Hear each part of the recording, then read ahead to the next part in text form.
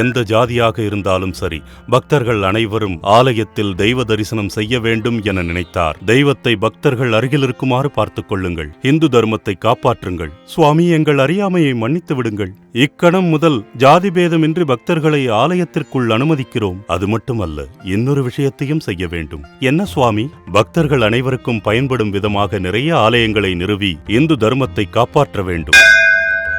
ஓம் நமோ நாராயணாய. ஓம் நமோ நாராயணாய. ஓம் நமோ நாராயணாய. ராமானுஜரின் சீடர்கள் உணவருந்தும் பொழுது சிலரை ஏளனமாக பார்த்து தனியாக அமர வைத்தார்கள். ராமானுஜருக்கு அது பிடிக்கவில்லை.